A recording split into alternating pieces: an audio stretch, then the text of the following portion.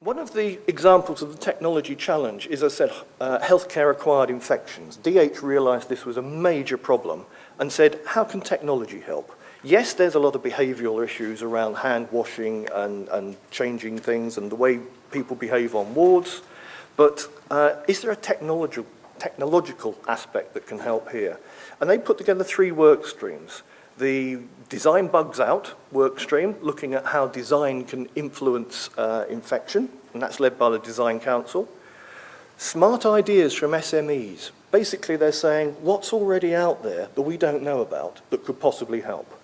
And we ran that for them through one of our innovation hubs in the Northeast. Over 200 SMEs applied, and there are 10 existing products being trialled in showcase hospitals as we speak.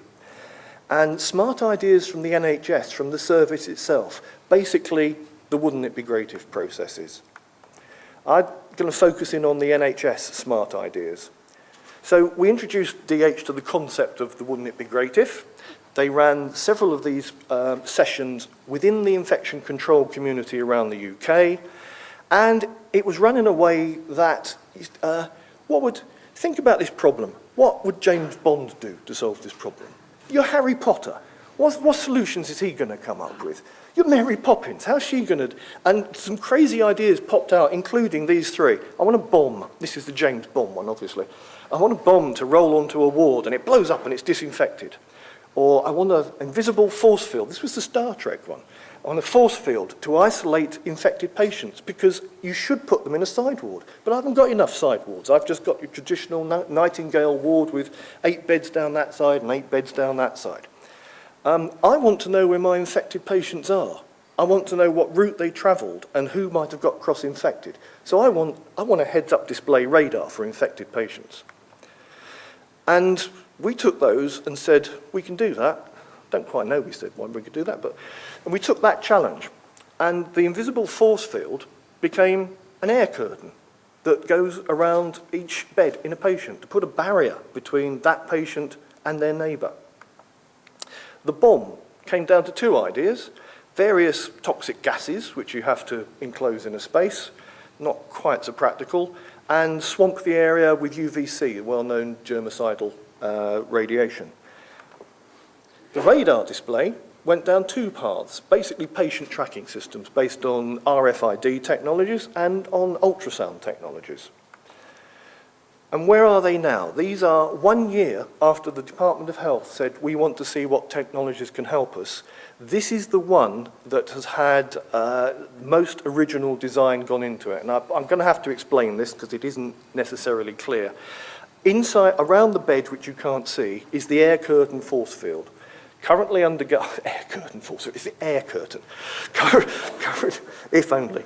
Currently undergoing trials. There are some issues around the noise of the air curtain and some issues about leakage, but bear in mind, we're not trying to replicate a complete side ward, we're just trying to reduce the levels of infection. That works great for MRSA patients, where you're trying to contain actually infected flakes of skin transferring away from that patient into the environment. Where you've got C. diff, you actually really do want some containment there. And what you're looking at in this picture is a brand new design that came out of that requirement, which has got, one of the complaints was, well, why don't you wash your hands enough, nurses? Because I always have to walk 20 feet to the hand basin, and when I get there, there's no soap, and then it all gets wet, and it's just awful. I want a basin near me by the bed. On the right-hand side is a heated water hand washing station that is calibrated to deliver the right amount of water and the right amount of soap, and it's got a timed sequence to say, wet your hands for this long, rub your hands for this long. It's real motherhood stuff, but apparently it makes a difference. If the sequence is followed, compliance is high, and it's right next to the bed. And there's a mirror image of it on the inside of the area as well. So you wash your hands on the way in, and until that light goes green, i.e. you have washed your hands, you may not enter. And coming out, there's the same sequence. You do not exit until you've washed your hands. And the light is a visible reminder to everybody so that it's a sort of nagging system, it's an embarrassing system, without trying to stigmatise anybody.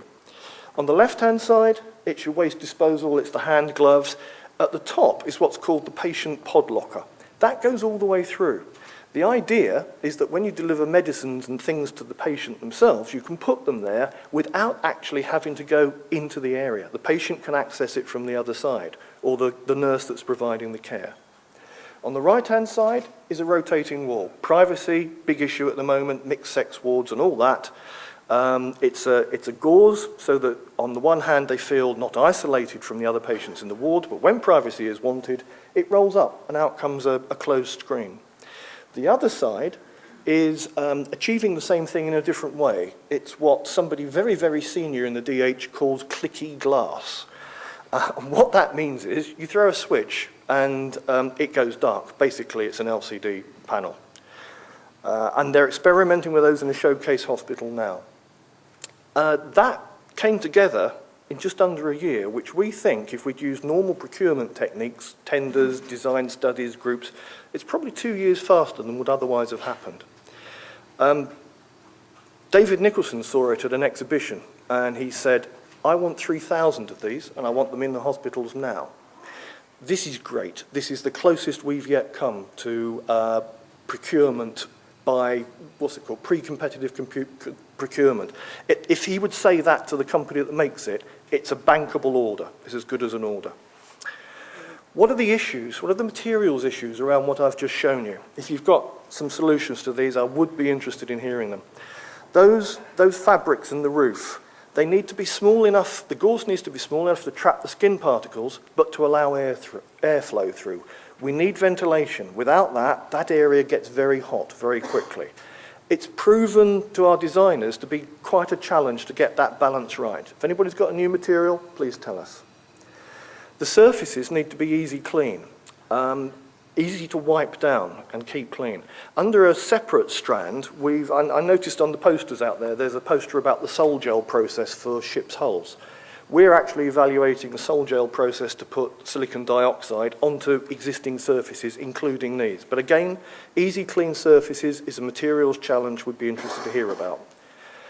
Naturally, perhaps surprisingly, they need to be fire retardant because it's going on hospital wards.